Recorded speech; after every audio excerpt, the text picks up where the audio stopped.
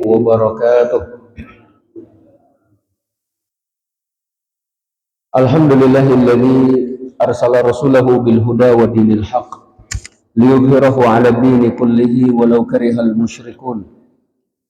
Asyhadu an la ilaha illallah wahdahu la syarika lah wa asyhadu anna Muhammadan 'abduhu wa rasuluhu alladzi la nabiyya wa la rasula ba'dah.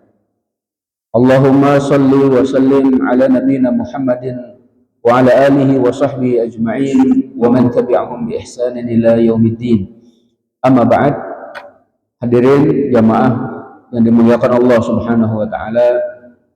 Alhamdulillah atas karunia dan nikmatnya lah kembali kita dipertemukan oleh Allah Subhanahu wa taala untuk sholat subuh secara berjamaah. Kemudian kita akan lanjutkan kajian kita berkaitan dengan tafsir Juz' Amma. Pada pertemuan lalu kita masih berada di dalam surat Al-Alaq, ya. Jadi masih membahas surat Al-Alaq dan sudah sampai ke ayat yang ke-13. Berarti sekarang kita akan masuk ke dalam ayat yang ke-14. Sebelumnya Allah Subhanahu wa taala menceritakan tentang Abu Jahal, ya. Jadi salah satu yang disinggung oleh Allah Subhanahu wa taala karena perbuatannya adalah Abu Jahal.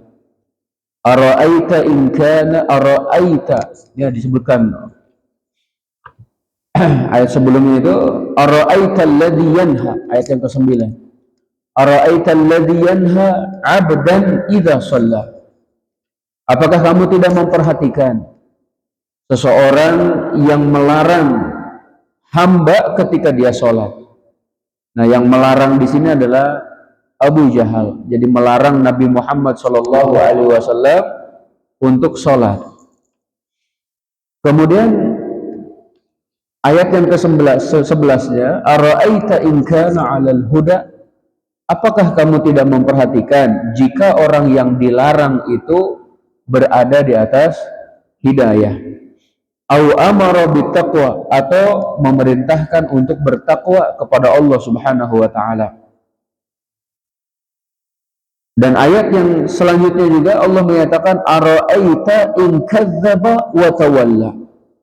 Apakah kamu tidak memperhatikan jika orang yang melarang itu adalah seorang pendusta lagi berpaling? Ini adalah Abu Jahal. Jadi dikembalikan kepada Abu Jahal. Dan kita sudah membahas panjang lebar berkaitan dengannya bahwa Abu Jahal itu salah satu sifatnya kadzdzaba wa tawalla. Jadi yang pertama berdusta dengan ucapannya, dan yang kedua adalah wa tawalla, berpaling dengan perbuatannya. Dusta ucapannya, berpaling perbuatannya. Jadi dia tidak mau mengikuti Nabi Muhammad SAW dan selalu mendustakan apa yang disampaikan olehnya.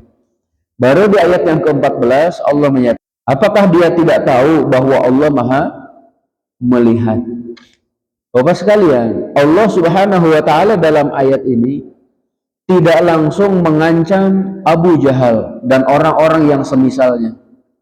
Allah tidak menyatakan apakah dia tidak tahu bahwa Allah itu maha keras siksaannya, contohnya. Tidak. Tapi Allah cukup menyatakan alam ya'lam bi annallaha yara. Apakah dia tidak sadar, tidak tahu kalau Allah itu maha melihat? Maka di dalam ayat ini, Bapak sekalian, sebenarnya adalah ancaman yang begitu keras bagi Abu Jahal dan semisalnya. Cukup Allah menyatakan Allah maha melihat. Dahulu Allah Subhanahu wa taala pernah menyatakan kepada Nabi Musa dan Nabi Harun, innani ma'akuma asma'u wa ara. Sesungguhnya aku bersama kalian berdua mendengar dan melihat. Dalam arti Allah Subhanahu wa taala senantiasa menyertai kalian. Nah, atau dalam ayat lain Allah menyatakan kepada, contohnya pada Nabi Nuh, ya, wasna'il fulka bi'ayunina. Silakan buat perahu dengan pengawasan dari kami, dengan bantuan dari kami, dengan bimbingan dari kami. Insyaallah. Jadi cukup Allah menyatakan kami Maha melihat. Begitu juga Bapak sekalian, ketika Allah Subhanahu wa taala memerintahkan kita semua untuk bekerja, untuk beramal. Allah menyatakan wa qul i'malu fasayarallahu wa rasuluhu fasayarallahu amalakum wa rasuluhu wal mu'minun. Silakan kalian beramal, Allah akan melihat dan memperhatikan amalan kalian, begitu juga Rasul dan orang-orang beriman. Dalam arti kalau amalannya baik, tentu balasannya kebaikan. Kalau buruk, pasti juga akan dihukum. Wahai Abu Jahal, apakah kamu tidak tahu kalau Allah itu Maha melihat sepak terjangmu, sikapmu, gitu ya, perbuatanmu, pendustaanmu terhadap Rasul yang diutus? Apakah kamu nggak tahu kalau Allah itu Maha melihat? Kamu menyatakan ingin menginjak kepala Nabi Muhammad SAW kalau dia sedang sholat. Kamu selalu mendustakan ketika Nabi Muhammad SAW menyatakan la ilaha illallah. Dengan ucapanmu, wahai sekalian manusia, jangan ikuti dia. Apakah kamu nggak tahu kalau Allah itu Maha melihat? Jadi ini adalah ancaman, sekali lagi ya, ancaman dari Allah. Maka di sini ada seorang penyair menyatakan wa idza khalauta biribatin fi dhulmah wan nafsu da'iyatun ila tughyani fastahyi min nadharil ilahi wa kullaha innal ladzi khalaqad dhalama yarani. Kalau engkau sedang berada di kegelapan malam dan jiwamu pada waktu itu mengajakmu untuk melakukan pelanggaran, maka malulah terhadap penglihatan Allah Subhanahu wa taala dan katakan kepada jiwamu itu, sesungguhnya yang menciptakan kegelapan Maha melihatku. Bapak sekalian yang dimuliakan Allah Subhanahu wa taala, barangkali ini yang perlu kita tanamkan dalam diri kita masing-masing, dimanapun kita berada dan kapanpun itu, kita katakan alam ya'lam bi annallaha yara. Apakah dia tahu? Apakah dia tidak tahu kalau Allah Maha melihat? Jika ada seseorang yang mau korupsi, dia katakan Allah Maha melihat. Jika ada orang yang ingin melakukan perbuatan-perbuatan dosa, Allah Maha melihat. Dicontohkan Bapak sekalian oleh Nabi Yusuf alaihi salam. Bahkan ada seorang ulama yang menyatakan sesungguhnya tidak ada tempat gitu ya, ataupun juga kesempatan yang paling baik untuk melakukan kemaksiatan kecuali pada masa Nabi Yusuf itu. Ya, kecuali pada masa Nabi Yusuf itu, karena pintu-pintu sudah dikunci. Kemudian juga yang mengajaknya adalah perempuan di istana miliknya juga. Namun ternyata apa sekalian, Nabi Yusuf teringat dengan pepatah daripada orang tuanya. Nabi Yusuf alaihi salam takut akan penglihatan Allah Subhanahu wa taala. Nabi Yusuf menyatakan, ma'adzallah, aku berlindung kepada Allah Subhanahu wa taala. Ayat ini pun akan menghantarkan kita menjadi seorang yang memiliki sifat muraqabah, senantiasa merasa diawasi oleh Allah Subhanahu wa taala. Dan tadi Bapak sekalian, kalau kita menyadari dan memahami ayat ini, dalam bekerja kita akan memaksimalkan potensi. Kemudian dalam berbuat, maka kita pun akan mengeluarkan seluruh kapasitas yang kita miliki demi memberikan yang terbaik untuk masyarakat, untuk negara, bahkan Bapak sekalian, karena Allah Maha melihat. Walaupun seluruh pandangan manusia tidak mengetahui, maka sesungguhnya Allah Maha melihatnya. Terkadang ada sebagian perbuatan yang sudah dilupakan oleh manusia, namun itu semua tercatat di sisi Allah Subhanahu wa taala dan tidak akan pernah dilupakan. Nasullaha ya mereka nasullah fa ansahum anfusahum. Jadi ketika mereka melupakan Allah, Allah menjadikan mereka lupa kepada diri mereka sendiri. Nah, Bapak sekalian yang dimuliakan Allah Subhanahu wa taala, jadi sekali lagi ayat ini adalah mengandung ancaman kepada Abu Jahal dan orang-orang yang semisalnya, bahwa Allah Maha melihat perbuatannya, Allah akan membalas setiap tingkah lakunya. Kemudian juga dari ayat ini pun terkandung pelajaran bahwa orang-orang beriman akan senantiasa merasa tenang dengan berbagai musibah yang menimpa, dengan berbagai malapetaka yang dirasa, karena sesungguhnya Allah Maha melihat. Allah tidak akan membiarkan orang-orang beriman dalam keadaan seperti itu selama-lamanya. Ayat yang ke-15-nya apa sekalian? Allah menyatakan, kalla la illam yantahi lanasfa'an bin nasiyah. Sekali-kali tidak, kalau dia tidak berhenti dari perbuatan yang dilakukannya, kami benar-benar akan menarik ubun-ubunnya. Pas sekalian. Jadi kalau tadi belum secara langsung Allah menyampaikan ancaman, sekarang betapa tegasnya ancaman tersebut. Sekali-kali tidak, kata Allah.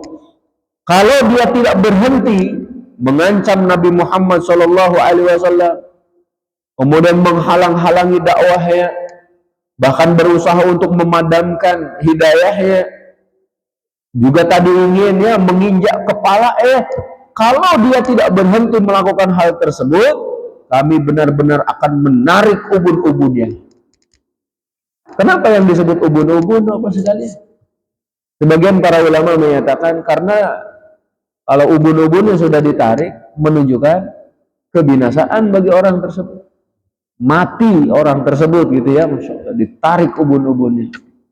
Sebelum saya lanjutkan, dahulu ada yang menyatakan ketika cerita Nabi Khidir itu ketemu dengan anak kecil itu ya, anak kecil lah gitu.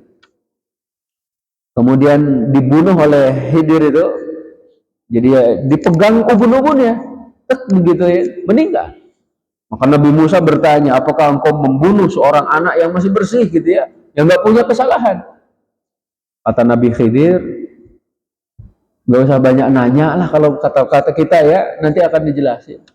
Sudah saya sampaikan sebelumnya, kamu ini nggak akan pernah sabar ketika belajar denganku, kata Nabi Khidir. Masya Allah. Dan sebagainya. Ternyata alaihissalam, anak tersebut sangat durhaka kepada orang tuanya, dan Allah menginginkan memberinya sebagai pengganti ya, pengganti dengan anak yang soleh.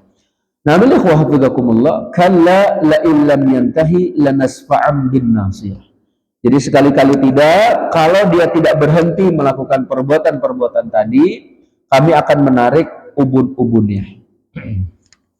Apa makna daripada apa sekalian al-akhdu bin nasiyah ataupun lanasfa'an di sini, lanasfa'an bin nasiyah. Apa makna safa'? Ya. Makna safa' di dalam ayat ini yang pertama adalah kami, kata Allah, benar-benar akan menarik ubun-ubunnya, akan ditarik ubun-ubunnya sehingga badannya pun tergeser tergusur ya apa sekalian. Dan ini menunjukkan kehinaan bagi orang-orang yang sombong pada waktu di dunia.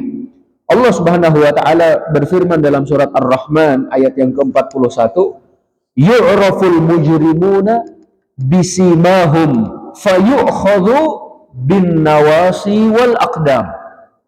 Orang-orang yang berdosa itu akan terlihat dengan ciri dan tandanya. Berarti masing-masing manusia memiliki tanda apa sekalian? Tanda kebaikan, tanda keburukan. Dan tanda tersebut terlihat pada wajah.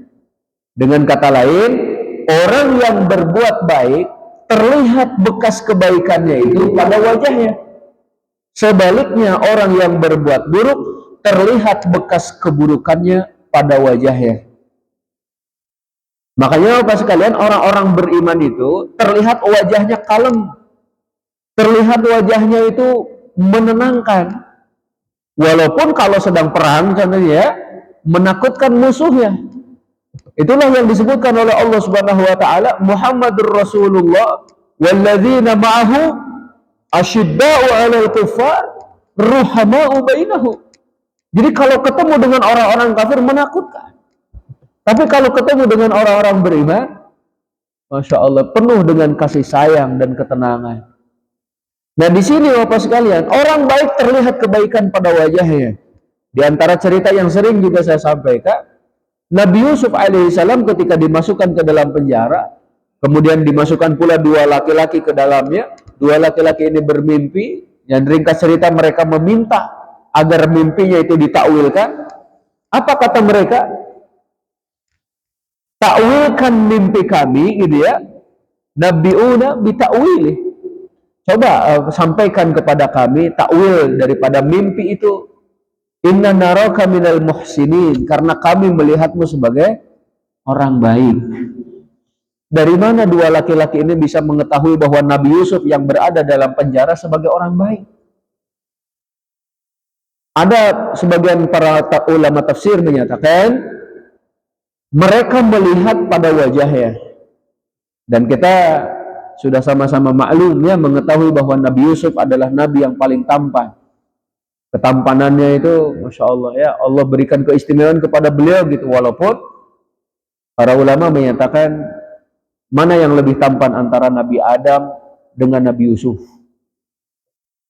Ada yang tahu apa sekalian? Yang lebih tampan yang mana? Nabi Adam apa Nabi Yusuf? Nabi Adam apa Nabi Yusuf? Nabi Adam apa Nabi Yusuf? Nabi Adam apa Nabi Yusuf? Yang paling tampan kata para ulama adalah Nabi Adam. Karena Nabi Adam diciptakan langsung oleh Allah Subhanahu wa taala. Sedangkan Nabi Yusuf keturunan Nabi Adam. Gitu ya, Masya Allah. Kembali lagi ke sini. Jadi dua orang laki-laki ini melihat bekas kebaikan itu pada wajah Nabi Yusuf. Nabi Yusuf Nabi yang paling tampan, bahkan kalau sedang duduk bersama orang yang agak kurang wajahnya gitu ya, masih kurang cakep. Ketika duduk dekat dengan Nabi Yusuf terlihat cakep katanya, Insya Allah. Itulah salah satu keistimewaan beliau ya. Nah, kembali ke sini Bapak sekalian, begitu juga orang yang berbuat dosa terlihat bekas dosanya itu pada wajahnya. Pada zaman Utsman bin Affan, beliau sedang mengadakan pertemuan dengan teman-temannya, sahabat-sahabatnya. Tiba-tiba datang seorang laki-laki. Utsman bin Affan menyatakan, saya melihat pada wajahmu ada bekas zina, kata Utsman bin Affan. Para sahabatnya bertanya kepada Utsman bin Affan, wahai Utsman bin Affan, apakah turun wahyu setelah Nabi Muhammad SAW meninggal dunia? Atau dari mana engkau bisa menyatakan bahwa si fulan ada bekas zina pada matanya? Maka Utsman bin Affan menyatakan, sesungguhnya wahyu tidak pernah turun lagi setelah Rasul meninggal dunia. Sudah terputus wahyu. Akan tetapi saya melihat di wajahnya itu, di matanya itu ada bekas zina. Jadi firasat Utsman bin Affan begitu kuat, Bapak sekalian. Lalu ditanyakanlah kepada laki-laki tersebut, apa yang kamu lakukan tadi sebelum datang ke pertemuan ini, ke majelis ini? Dia menyatakan, di tengah perjalanan saya bertemu dengan seorang wanita. Saya liatin dia, katanya, sampai dia hilang. Oh, ternyata zina mata. Gitu tuh Bapak sekalian ya. Dilihatin gitu. Lekhuhabudakumullah. Kalla la illam yantahi lanasfa'an bin nas. Jadi kembali ke sini, orang-orang yang berdosa itu terlihat bekasnya, terlihat semburan-semburan dosanya itu pada wajahnya. Lalu pada hari kiamat mereka akan diambil, ditarik ubun-ubun dan kakinya. Ubun-ubun dan kakinya ditarik oleh Allah Subhanahu wa taala dan dilemparkan ke dalam neraka jahanam. Allah Subhanahu wa taala juga berfirman, "Yauma yud'auna ila nari jahannam da'a." Inilah neraka jahanam. Ya, ataupun pada hari itu mereka akan ditarik ke dalam neraka jahanam dengan sekeras-kerasnya. Hadhihun narul lati kuntum biha tukadzibun. Inilah neraka yang dahulu kalian selalu mendustakan tentangnya. Nah, yang kedua makna daripada as-safa, Bapak sekalian, Jadi tadi lanasfa'am bin nasiyah, yang pertama artinya adalah Allah akan menarik ubun-ubunnya. Yang kedua, as-safa' itu bermakna wajahnya itu akan menghitam, Bapak sekalian. Nah, kemudian juga yang ketiga, makna daripada as-safa' lanasfa'am bin nasiyah itu bahwa Allah Subhanahu wa taala akan memukul wajahnya. Nauzubillah min dzalik, ya. Yang menyebabkan ya wajahnya itu menghitam. Kemudian alaikumullah, kita ambil pelajaran dari ayat ini bahwasannya orang yang berbuat dosa, orang yang selalu menghalangi dakwah Nabi Muhammad SAW, balasan di dunia adalah dengan kehinaan, balasan di akhirat adalah dengan azab yang menghinakan. Di dunia dia sombong, di akhirat dia direndahkan. Orang-orang sombong itu melihat manusia seperti lalat, maka nanti di akhirat dia akan dijadikan oleh Allah seperti lalat kecil yang bisa jadi terinjak-injak oleh manusia yang lainnya. Orang sombong melihat manusia seperti dia berada di puncak gunung, manusia dilihatnya, dia tidak sadar bahwa manusia yang lain pun melihatnya kecil. Balasan orang sombong seperti itu. Berbeda dengan orang tawadhu, Bapak sekalian. Orang yang tawadhu ditinggikan oleh Allah Subhanahu wa taala. Wa ma tawadhu'a ahadun lillah illa rafa'ahu Allah. Tidak ada seorang pun yang tawadhu karena Allah kecuali Allah akan meninggikannya. Ayat yang ke-16 Allah melanjutkan nasiyatin kadzibatin khati'ah. Di sini ubun-ubun yang selalu mendusta atau berdusta dan selalu tersalah. Berarti di sini ada wahbillakumullah yang selalu berpikir adalah ubun-ubun itu, yang mengatur gitu Bapak sekalian, ya, yang memerintahkan untuk bertindak. Ubun-ubun itu nasiyah kadzibah khati'ah, berpikir bagaimana dia selalu mendustakan dan selalu melakukan perbuatan salah. Nah, ada yang menyatakan kadzibah di sini adalah fi aqwaliha, dusta dalam ucapannya, khati'ah dalam perbuatannya. Khati'ah itu salah. Bedakan dalam bahasa Arab antara khati dengan mukhti, gitu ya, ataupun dengan al-khata'. Al-khati dengan al-khata'. Orang yang sengaja melakukan kesalahan dengan orang yang tersalah karena tidak tahu, karena tidak sengaja. Itu dibedakan Bapak sekalian. Dan al-khati, orang yang salah, biasanya mereka sudah punya ilmu, sudah punya wawasan, sudah punya pengetahuan, tapi karena hawa nafsu, ya karena syahwat, dia melanggar aturan tersebut. Nah, kemudian ada wahbillakumullah, kalau kata Syekh Salman, jadi ancaman di dalam ayat ini Bapak sekalian bisa ditujukan secara khusus bagi Abu Jahal dan orang-orang yang semisalnya.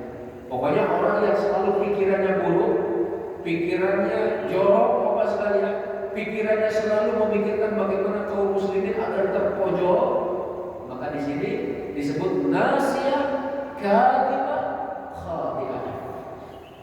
Nah, kemudian ada yang bertanya, mana sih yang lebih buruk antara Abu Jahal dengan Fir'aun yang zaman Nabi Musa? Karena Abu Jahal kan disebut juga dengan Fir'aun.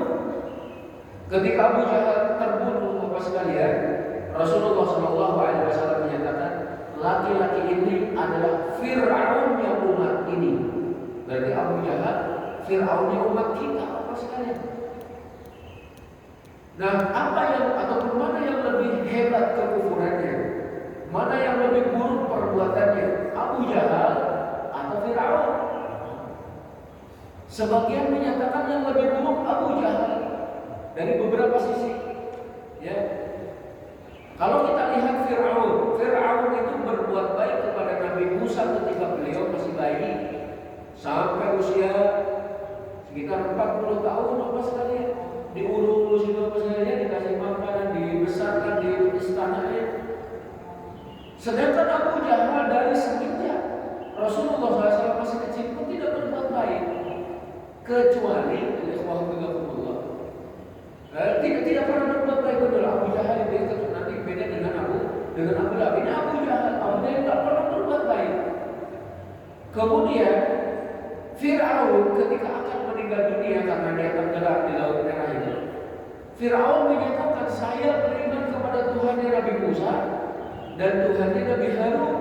Sedangkan Abu Jahal di perang Badar, Bapak sekalian, ketika Abu Jahal sudah tumbang, sudah jatuh di Bapak sekalian, kemudian dinaiki oleh Ibnu Mas'ud, apa yang dikatakan oleh Abu Jahal? Abu Jahal masih saja mengeluarkan cacian dan juga makian. Kalian wahai para penggembala kambing gitu ya, sudah menaiki satu tempat yang sangat susah dan sebagainya. Lalu kemudian dibunuh oleh Ibnu Mas'ud dan dibawa kepalanya di hadapan Rasulullah SAW. Itu dari beberapa sisi. Tapi dari sisi lain, Bapak sekalian, Abu Jahal tidak mengaku sebagai Tuhan, sedangkan Fir'aun mengaku dirinya sebagai Tuhan. Masing-masing ada ada sisi buruk yang lebih hebat gitu Bapak sekalian ya. Kalau dari sisi mengaku Tuhan ya Fir'aun, tapi kalau dari sisi perbuatannya Abu Jahal itu lebih hebat. Nah, ada wahfidahullah. Kemudian Bapak sekalian, Allah Subhanahu wa taala tadi menyatakan bahwa apakah Abu Jahal itu tidak memperhatikan kalau Allah Maha melihat? Kalau dia tidak berhenti, kami, kata Allah ya, akan menarik ubun-ubun yang selalu mendustakan lagi tersalah. Bapak sekalian, antara janji ini dengan realisasinya berapa tahun Bapak sekalian? Jadi Allah mengancam Abu Jahal dalam surat Al-Alaq dengan terbunuhnya Abu Jahal itu rentang waktunya berapa tahun Bapak sekalian? Anggaplah di Bapak sekalian, surat Al-Alaq diturunkan di tahun pertama kenabian. Bahkan kita tahu kan 5 ayat pertama adalah wahyu pertama yang diturunkan kepada Nabi Muhammad SAW. Lalu kemudian berselang dengan surat-surat yang lain, ayat-ayat yang lain. Anggaplah di tahun pertama surat Al-Alaq ini diturunkan dia Bapak sekalian secara lengkap. Dari tahun pertama kenabian sampai perang Badar berapa tahun lamanya? Di Mekah Rasulullah SAW berdakwah selama kurang lebih 13 tahun. Kemudian perang Badar terjadi 2 Hijriah Bapak sekalian. Berarti ada sebuah kurang lebih antara ancaman Allah dengan realisasinya itu 14 sampai 15 tahun. Hei Abu Jahal, kamu itu akan ditarik ubun-ubunnya gitu ya. Ternyata 15 tahun ke depan baru terrealisasi. Nah, ini memberikan pelajaran bagi kita Bapak sekalian. Orang-orang yang berbuat dosa jangan merasa nyaman dengan dosanya. Kemudian dia menyatakan saya melakukan dosa tapi tidak pernah dihukum oleh Allah. Ingat, hukumannya belum tentu sekarang. Bisa jadi 10 tahun ke depan, bisa jadi 15 tahun ke depan, 20 tahun ke depan, atau bahkan 50 tahun ke depan. Wallah alam bisawab, kita tidak tahu. Dahulu ada seorang mantan raja Bapak sekalian. Ketika di usia tua, dia sudah selesai dari kerajaannya itu, sudah diganti dengan yang lain, dia dimasukkan ke dalam penjara. Raja ini dimasukkan ke dalam penjara bareng anaknya. Ini dulu, sekarang dulu. Nah, kemudian anaknya nanya, Pak, dulu kita ini dihormati, dulu kita ini mendapatkan berbagai kesuksesan, gitu ya, dunia serba ada, serba cukup. Tapi ternyata di akhir hayat, gitu ya, ketika bapak sudah tua, malah dimasukkan ke dalam penjara. Kenapa sih kayak gini? Kata bapaknya, nah, Allah tidak pernah tidur. Sadar ya, Allah nggak pernah tidur. Selama ini barangkali kita melakukan kezaliman terhadap manusia dan Allah membalasnya saat ini. Jadi ada sebuah hal, jangan merasa nyaman dan tenang bagi siapapun yang melakukan dosa dan kemaksiatan. Ada juga seorang ulama itu yang menyatakan bisa jadi ya, seseorang itu dihukum oleh Allah itu kan ketika dia sudah sangat tua. Masallah. Ya, makanya selalulah kita perbaharui taubat kita ya, jangan sampai Allah menghukum kita di saat-saat kita sudah lemah. Kemudian juga yang harus diwaspadai, ada hukuman dari Allah yang terkadang sebagian besar manusia tidak merasa kalau itu adalah hukuman.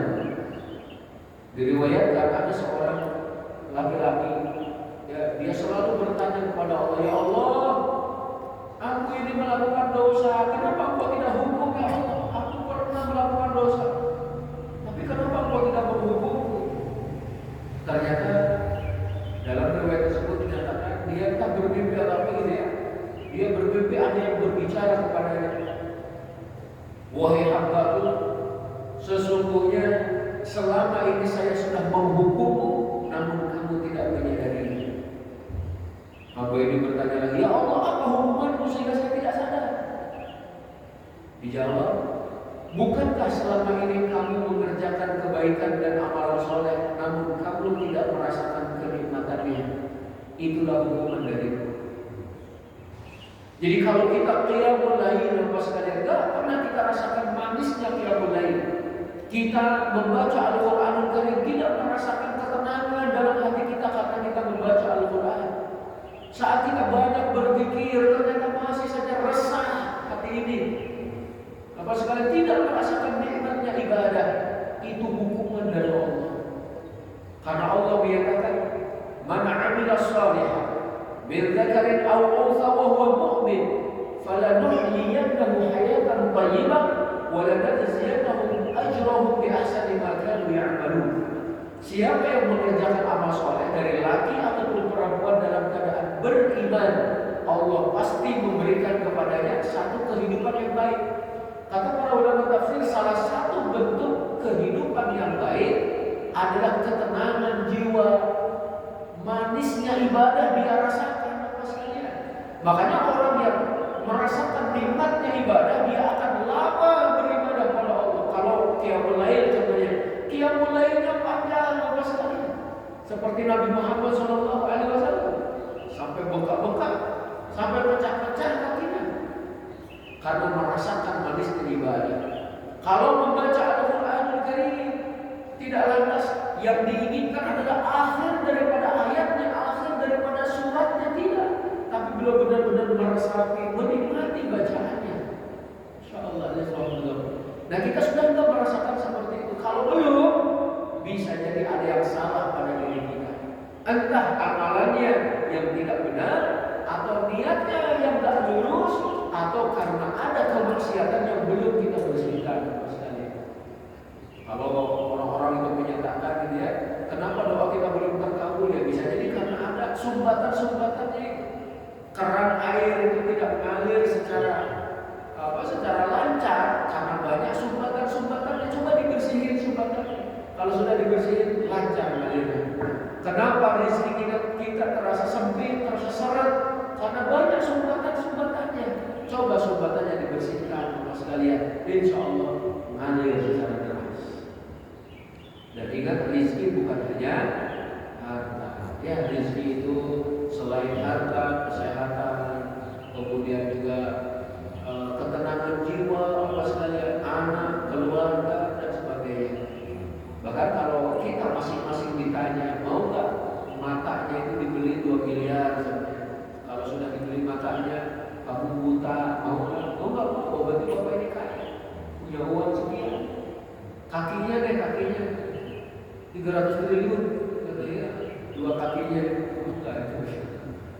Ya, saya itu cuma membayangkannya 300 triliun kalau dibagi rakyat Indonesia, Bapak ini dapat berapa? Dapat berapa Pak? Rakyat Indonesia kan 200 jutaan lah gitu ya, 200 juta. Anggap 200 juta buletin, 300 triliun dibagi rakyat Indonesia, Masya Allah. Bisa naik haji kayak gini Bapak sekalian. Bisa punya rumah. Allah bisa. Kita lanjut lagi di sini. Allah Subhanahu wa taala berfirman di ayat yang ke-17. falyad'u nadiyah. Abu Jahal itu pernah semacam mengancam, kalau Muhammad punya bala tentara, saya akan memanggil tentara-tentara saya. Allah nantang, kalau seperti itu panggil seluruh bala tentaranya.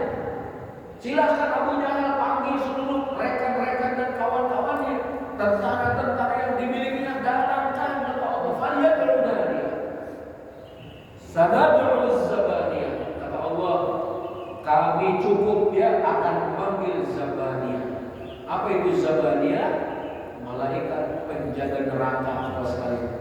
Jadi penjaga neraka salah satu namanya zabaniyah. Ya, sanad'u zabaniyah. Ini Allah. Dan kita juga mendengar ataupun juga pernah mendapatkan riwayat yang menyatakan bahwa malaikat zabaniyah ini tidak pernah senyum. Gimana mau senyum Bapak sekalian yang dihadapi orang-orang buruk semuanya? Ya. Kemudian nanti tugasnya itu tadi menarik ubun-ubun orang yang berdosa, menarik kakinya dilemparin ke neraka. Tidak ada ucapan selamat, tidak ada sambutan-sambutan yang mengenakan itu. Alhamdulillah. Sanad'u zabaniyah. Lalu di ayat yang terakhir Allah Subhanahu wa taala menyatakan, kalla la tuti'hu wasjud waqtarib. Sekali-kali tidak, wahai Muhammad, kamu tidak boleh mentaati Abu Jahal. Akan tetapi sujudlah dan mendekatlah dirimu kepada Allah Subhanahu wa taala. Di Bapak sekalian, pelajarannya ada orang yang melarang kita berbuat baik, tapi kata Allah jangan diikuti. Justru kamu sujud dan mendekatlah kepada Allah. Ada orang yang melarang sholat, kata Allah jangan diikuti. Justru kamu sujud dan mendekatlah kepada Allah. Berarti apa kaidahnya Bapak sekalian? La ta'ata li makhluq fi ma'siyatillah. Tidak ada ketaatan kepada makhluk kalau dalam kemaksiatan kepada Allah Subhanahu wa taala. Contoh di sebuah pabrik perusahaan yang mana ada peraturan di sana enggak boleh sholat. Nah, berarti bagi kaum muslimin Bapak sekalian, cari pabrik yang lain, ya, cari tempat kerja yang lain, enggak boleh ditaati. Bapak sekalian, di sini kan la tuti'hu wasjud waqtarib. Apalagi yang dilarang sholat. Sholat itu sebaik-baik amal. Sholat itu adalah amal yang pertama kali dihisab, kemudian juga penentu keselamatan dan kecelakaan seseorang. Kalau sholatnya benar seluruh amalannya. Kalau sholatnya buruk seluruh amalannya. Kalau sholatnya terjaga, seluruh amal yang lainnya pasti terjaga. Kalau sholatnya disia-siakan, seluruh amalan yang lainnya pun pasti lebih disia-siakan. Makanya salah satu barometer penilaian seseorang itu dari sholatnya. Dilihat Umar bin Khattab menyatakan, kalau sholatnya disia-siakan, pasti yang lainnya lebih disia-siakan. Dulu saya begitu, barangkali kalau datang seseorang yang ingin melamar putri kita, maka yang pertama kali kita tanya sholatnya apa sekali. Yang pertama kali kita perhatikan sholatnya. Kalau sholatnya dijaga, insya Allah putri kita lihat. Kalau sholatnya disia-siakan, maka insya Allah yang lainnya lebih disia-siakan.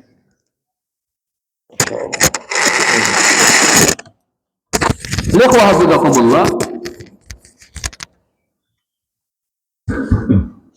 Di awal surat Allah memerintahkan Iqra bismi rabbikal ladzi khalaq. Bacalah dengan menyebut nama Tuhanmu yang menciptakan. Di akhir ayat Allah menyatakan kalla la tuti'hu wasjud waqtarib. Sekali-kali tidak, jangan kamu ikuti dia, jangan kamu taati dia, tapi sujud dan mendekatlah kepada Allah. Apa pelajarannya?